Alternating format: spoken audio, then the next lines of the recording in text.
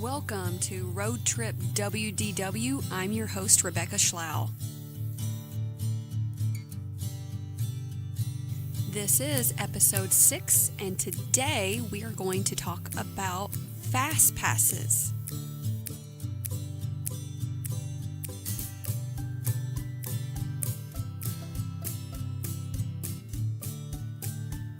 When people think about planning their Disney World vacation, they usually think about all the rides and attractions that they can't wait to go on or can't wait to see. And if you've ever been to any theme park or know anything about rides and attractions anywhere, you will know that they all have lines.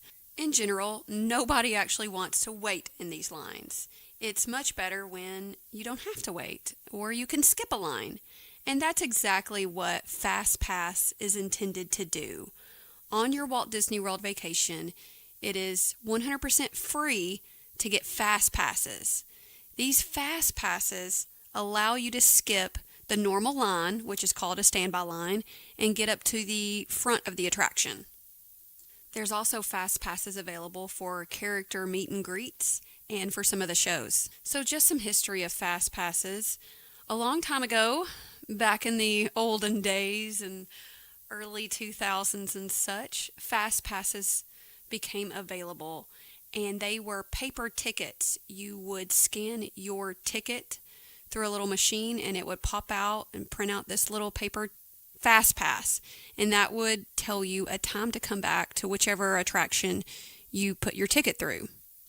You could only have one FastPass out at a time, so you couldn't then go scan your ticket in a different attraction and get a new FastPass. It would not allow you to have more than one out at a time. Once you use that FastPass, that paper FastPass, which was scanned at the attraction, then you were allowed to go get another FastPass at a different attraction. And since you could only book one at a time, most of the rides you wanted to ride, you'd still have to wait the normal standby line.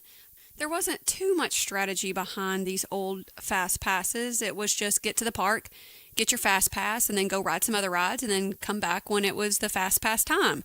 And then after you ride the FastPass ride, then go get another one, ride other attractions in the normal line, and so on. You would just go from there, and it was kind of unlimited. So it wasn't the main way people rode rides. Most of the time, you would still have to wait in that big long line for all the attractions. Keep in mind that then and now, there's only a limited number of FastPasses that Disney World will allow for a certain attraction at any given time. So not everyone could go get a FastPass and get in for sure. At times, FastPasses back then would sell out, and the same thing happens now. There's only a limited number of FastPasses that they're going to be willing to give out. If that wasn't the case, then there would never be a standby line. Everybody would only have FastPasses to attractions. There was a lot of value in this FastPass system. You had to be at the park, and it still allowed a lot of spontaneity, and a lot of people valued that sort of trip planning. You didn't have to be too planned. These days, things are different. Around 2014, FastPass changed. It became FastPass Plus, which used a higher level of technology and gave people the ability to book 3 FastPasses a day at one park. And this is the system that we are using today. You can book 3 FastPasses at a time. They cannot overlap time, and they cannot park hop, which means all 3 of your FastPasses have to be at one of the parks. You can either do your 3 FastPasses at Magic Kingdom, Animal Kingdom, Epcot, or Hollywood Studios. You cannot do one here, one here, one there. They all 3 have to be at the same park. Each FastPass still has an hour window. So at any given point during that hour, that allotted time, you can ride that attraction. As mentioned before, there is a limited number of FastPasses that an attraction can have at any given day. So it is very possible that some of the really popular attractions will run out of FastPasses. This is when a good park strategy comes into play. This is also one of the major complaints about FastPass Plus. You can't be spontaneous anymore. If you want to have a completely spontaneous trip, well, actually, that's not true. I mean, you can have a completely spontaneous trip without FastPasses, but you're going to have to wait in each line for the whole standby line. And let me tell you about some of the attractions at Disney World. The lines get very long. We're talking over an hour. We are talking an insanely long line to ride an attraction that may last, 2 minutes, 90 seconds. So the appeal to getting FastPasses is great. Like I mentioned, FastPasses, or FastPass Plus nowadays, is completely free if you have any sort of park admission. You just have to have a ticket and then you can book your FastPasses. You have to book FastPasses using an online format in advance, or you can make FastPass selections at the different parks. So in general, most people will make FastPasses in advance on the online website or the My Disney Experience app on your phone. If you have a park ticket, then you can book your FastPass 30 days in advance. However, the perk of staying on Disney World property at one of the on-site hotels is that you actually start your booking window for FastPasses at 60 days in advance. This is a huge advantage to other people who are not staying on property, and one of the main reasons I strongly advocate for everyone to stay at a Disney World resort. In order to start making your FastPass selections, you will have to register an online Disney account. Once you have an account made, you can link up your Disney World ticket to whichever theme park or park hopper that you have, and it will allow you to start booking up your FastPasses 30 days in advance. Or if you are staying on property, it'll start letting you book those FastPasses 60 days in advance. The great thing about this FastPass system is knowing you have a FastPass to some of your favorite attractions, knowing ahead of time before your entire trip, you know you'll have the ability to get on a ride that you want to ride on. You don't have to worry about fighting crowds to get to a FastPass kiosk to get that paper ticket. You don't have to worry about that. You don't have to get to the park super early to make sure it doesn't sell out or run out of FastPass reservations for the day. You can essentially sit back and relax for some of your trip, as opposed to back in the day when it was all done then and there. There was no planning needed, and there was no planning that you could do for your FastPasses. On the other hand, this adds another layer of complexity to your vacation planning and adds stress for a lot of people, because now you have to start thinking about which of the theme parks you're going to be at every day of your vacation. And you're going to need to know this to have the best chances of getting FastPasses. You're going to need to know this before 60 days in advance. You're going to actually have to have a plan for your vacation 2 months before the vacation starts. And for a lot of people who aren't real big into planning and prefer a spontaneous, relaxing trip, this is a huge con of the current FastPass Plus system. But for people like me, oh, we love it. We love it so much, and I can't even imagine not having FastPass Plus. I cannot imagine having to go back to the old system of just hoping we get a FastPass. Now I actually am a little bit more relaxed, whereas some people may be more stressed out. I will say though, the morning of my 60-day window to start booking FastPasses, I do start getting a little antsy, because you're still not guaranteed to get the rides that you want, the FastPass that you want, because people who are already at the resort, their 60-day window may have opened several days from yours, and they were able to book for their entire trip, which overlaps with your trip. So your 60-day mark will also be someone else's 55-day mark. So it's a big struggle to get all of the FastPasses you want, plus getting the times you want, because that's the other thing about this FastPass Plus system. You get online to book your FastPass, you you punch in the one you want and it gives you the times available. So just because you book the day that you're allowed to book doesn't mean the time you want is going to be available, or even if that ride's going to be available. The best strategy I tell people is to start focusing your fast passes later on in your trip when less people have already taken those fast passes who are going to Disney World at an earlier date than you. Just like any amusement park in the United States, there will be some rides that always have long waits, and there'll be some rides that have very little wait. You don't want to waste a fast pass on a ride that typically does not have a long wait. You're going to want to use your fast passes for those big attractions with long waits that you definitely want to skip. Different parks have different main attractions that the fast passes are best utilized for. So I hope you're all with me here at this point. Fast passes help you get to the front of the line. There'll still be a little bit of a line before you get on a ride, but it helps you skip up to the front of the line. They have separate lines within the attraction, so they'll have the regular standby line and they'll have the fast pass entrance. You will scan your ticket or your magic band at the front of the line, and that allows you to skip ahead, and then you usually have to scan your magic band or your card one more time before you're actually allowed on. So it's pretty fun and smug to just walk past a huge group of people that have been waiting there for an hour. They give you bad looks and you try not to make eye contact. It's a great feeling. But I'm going to have to complicate things just a little bit. So fast passes are great. You get 3 a day at any given theme park, but not all theme parks are created equal for FastPass Plus. Unfortunately, or fortunately, however you want to look at it, 3 of the 4 theme parks, not the water parks, but 3 out of the 4 theme parks have tiered fast passes. So that means not all attractions are created equal.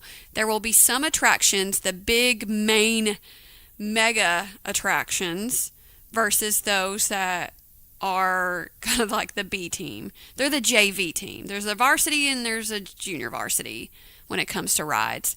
The big attractions that are usually the thrill rides, the newest attractions, the ones that have the longest wait in general will be your main attractions. You'll be able to make one selection from this top tier. This will be tier 1.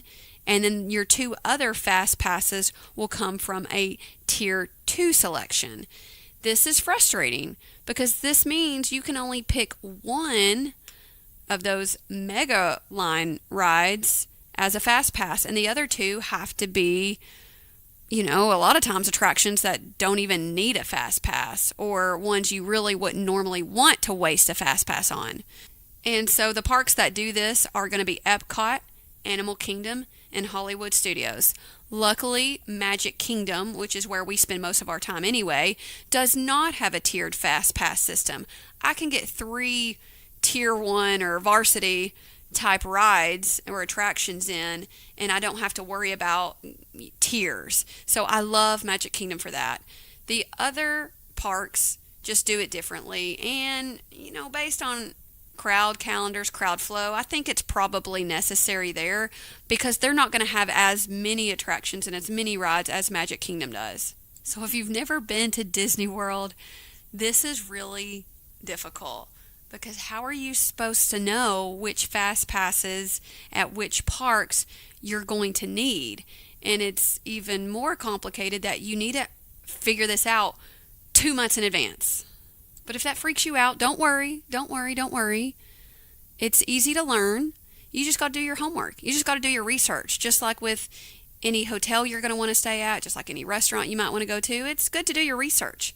So with the right research, looking online, seeing what rides are the big attractions, seeing which rides people like the most, you'll easily see which rides you actually are going to need fast passes for.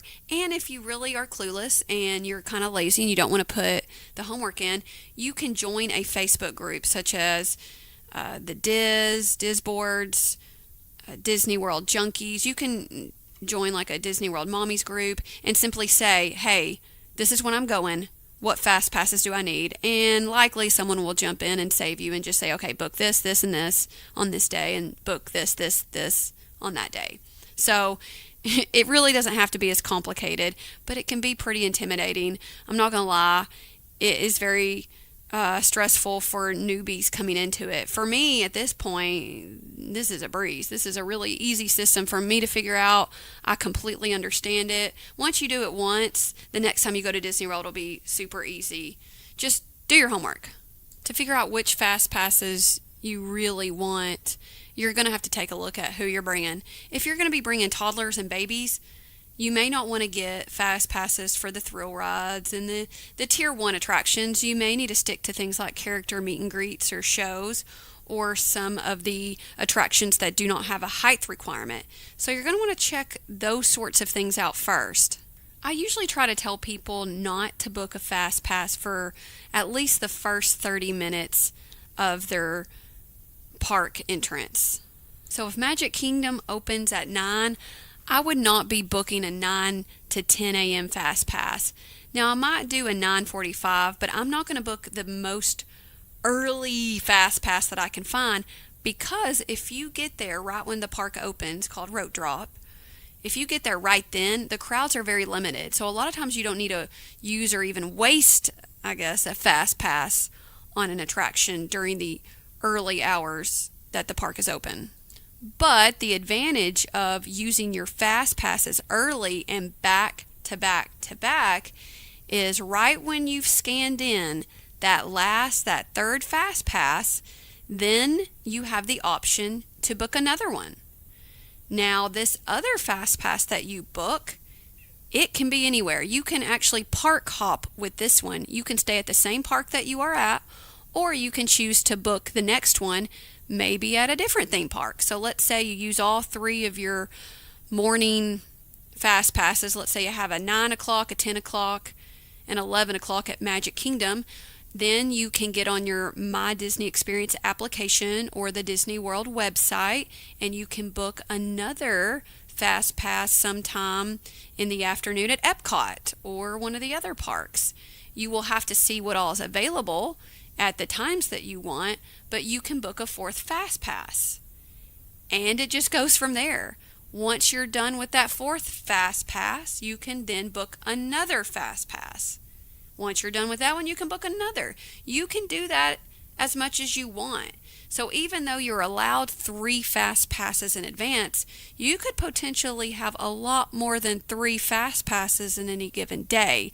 You just can't book more than one in advance after that first 3. You got to do just one at a time, and you got to complete it. I mean, you actually have to scan it and get that attraction scanned off your band before you get a new one. Since people are constantly changing their plans the day of, or something happens, there are oftentimes you will find really hard to get fast passes last minute, like the day that you are there. Let's say you've used your 3 fast passes and you're going to look for a few more for some hard to get rides. You may be surprised that some of those hard to get rides that were once fully booked are now open again. So if you look at it this way, FastPass Plus is essentially unlimited. FastPass Plus has really saved my sanity at Disney World. It seems like it's given me a lot of opportunities to ride big attractions with my family. Without the ability to get a fast pass, I would likely not wait in line for some of these attractions with huge waits, especially with the little kids. Their attention span and the potential for temper tantrums would have just turned me off. And so I would have just had to either skip a line or fought through it in misery with my children. So I love fast passes, and I love being able to skip huge lines. For me, it really improves the quality of my vacation. Now keep in mind, there are still tons of attractions that really don't require a fast pass. The lines will never be that long. And this is especially true for some of the kiddie rides, the really, really kiddie rides. Dumbo, Small World, some of these rides just really typically do not have huge waits anyway. So even without fast passes, that doesn't mean you're going to have huge waits on everything. It just means you'll be limited in some of the bigger attractions. I mean, you can still go on them. You can still go on every single ride you want to go on at Disney World. But without a fast pass, you'll just have to wait in a big line. So don't think that you're limited. You got to think of fast passes as just a bonus.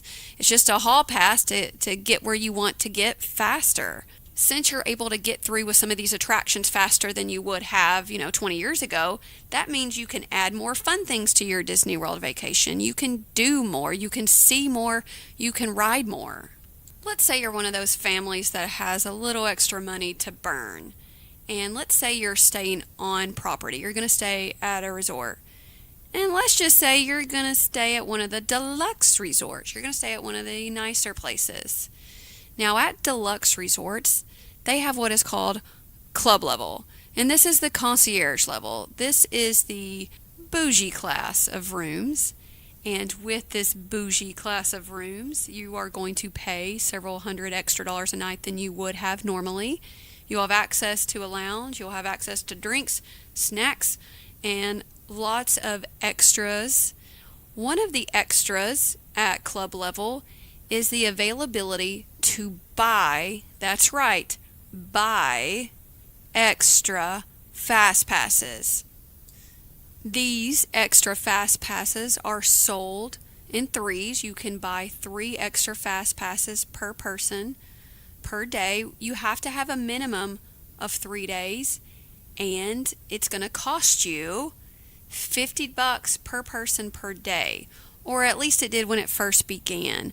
It may have increased its price since then. So for us, a family of 5, but there's only 4 of us that can ride the rides and who need a ticket. So there's 4 of us. We would have to spend $50 extra a day for all 4 of us, so that would be $200 extra, a minimum of 3 days worth of those sorts of tickets, which would be a minimum of $600 extra, and more if you wanted to have extra fast passes on your other days of your trip. But for that extra cost, you get 3 anytime, anywhere fast passes. You book these 90 days in advance. And let me just go ahead and tell you, at 90 days out, you get your pick. Whatever fast pass at whatever park you want, you get at whatever time. This is a huge perk. It costs megabucks, but it is a huge perk. If you're ever able to do this, it is worth it. Because essentially, your fast passes can be any tier. They can be any level. They can be at any park. So you don't have to worry about, I can only do it this park, or I can only do it this other park. No, you could have one at Magic Kingdom, one at Epcot, one at Animal Kingdom, and you can ride all of the main attractions. This way you can get done with, one park in one day. A lot of times when you're on vacation, in order to ride some of these really great attractions with huge lines, you have to break up your day, because you can't do more than one tier 1. You can't book more than one tier 1 at a time, and it's really hard to get these fast passes later in the day, even if you use all your others. So a lot of times people have to break up different parks into more than one day. But with buying these extra fast passes at club level, you can get all your rides in one day. At your 90-day mark, when you get these extra fast passes, you also have the availability to go ahead and book your regular 3 fast passes that come for free 90 days out on the same day. Now, you can't book your regular fast passes for other days you're going to the parks that you're not buying extra fast passes for, but you can book 6 fast passes at one time, and you're going to get the pick. You're going to get the pick of the litter. Whatever you want, you got it. One thing you'll learn about Disney is they are always looking for ways to make money. You just have to go down with the mindset. It's not all going to be about the family. Now, it's going to be nice And I do think the cast members and people there that work there do offer great service. But you got to remember, Disney is there to make money. They will try to nickel and dime you and make money in any way they can. So by letting some people buy extra fast passes, it's a capitalistic market. That's what they're there for. And if there's a consumer market for it, they're going to exploit that.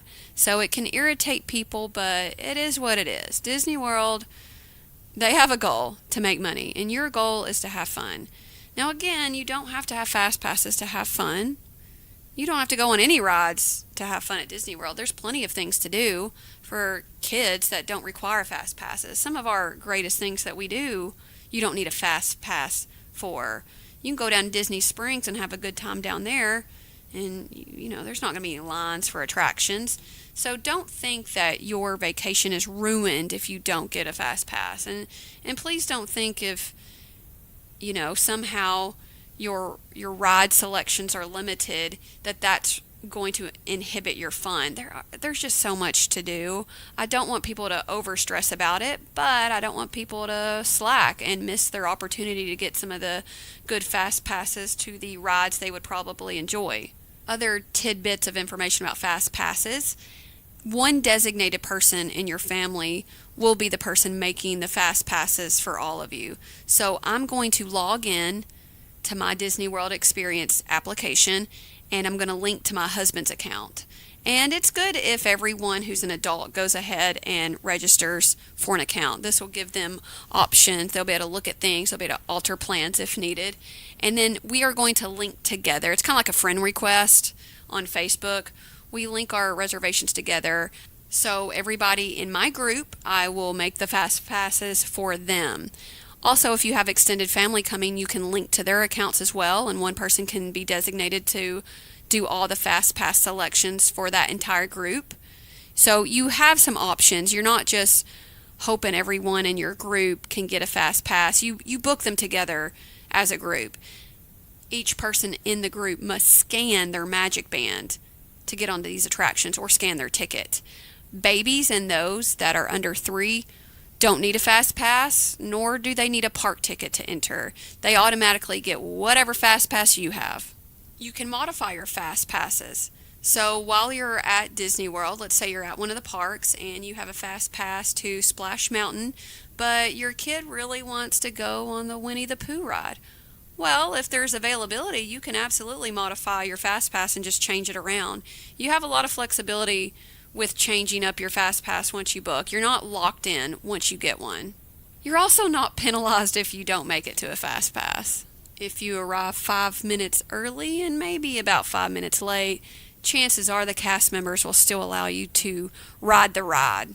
But if you're super late, they're not going to make any exceptions. You missed your window, and they can't really do much about it. Over the course of years, we have missed several fast passes, sometimes intentionally, and sometimes we just forgot or lost track of time. I think most of the times we've missed a fast pass is when the kids are napping and we don't want to wake them up to get ready and hurry to the park before a fast pass. So it seems like we usually book fast passes for the morning or the evening. If we book fast passes for the evening, we may still go ride rides at a park that morning, but then we'll come back to the hotel as we do every park day. We always come back for a midday break. But sometimes when we have scheduled fast passes for early evening, let's say we book, we come back around noon or 1 o'clock, and then we have our fast passes scheduled for later in the evening, maybe starting at 5:30 or 6:30, but then we decide that we're not going to make those fast passes because maybe we just didn't get the kids up in time and we just wanted them to take a longer nap. So we have missed several fast passes over the last several years, and sometimes that's just what the family needs. It's okay if you miss a fast pass. Don't let it ruin your trip. You will find that when you are there, there's going to be rides that break down, and your fast passes mean nothing at that point. You can't get on that ride. However, if a ride does break down and you have a fast pass for it, Disney does something magical. It usually becomes an anytime use pass, and you can use it at any attraction at any time. There may be some limitations, like you may not be able to use it on the top tier ride, but it's or not. It may still let you ride pretty much anything you want. So it can be kind of cool sometimes when you get that notification that your fast pass ride has broken down to, especially when it's something that was what I would call a minor fast pass ride. So let's say the Ariel Voyage of the Little Mermaid ride breaks down. Well, this is a ride I really don't need a fast pass for because at the end of the night I can ride it back to back to back without much line. But let's say it breaks down when I have a fast pass. Well, then I get this additional fast pass that they give me that I can use at any attraction. Maybe not Seven Dwarfs Mine Train, which tends to be the top tier attraction at Magic Kingdom, but any of the other attractions I might be able to ride, which is great news because then this Anytime Fast Pass is an extra special Fast Pass, and I can go to Space Mountain or Splash Mountain or ride one of the other rides with much longer lines than I'd ever anticipated on waiting in anyway. I think that wraps up most of the information about Fast Passes. Now, there are other ways for you to ride rides with very limited wait times, and those are going to be special ticketed events or extra magic hours, and that's going to be something I talk about at a different episode. If you do have any questions, feel free to check up with me on the Facebook page. It's called RoadTrip Cast, so just look me up on Facebook. Also, if you're planning a trip to Branson, check my other podcast out at RoadTrip Branson. Thank all y'all for tuning in, and I'll see you next time.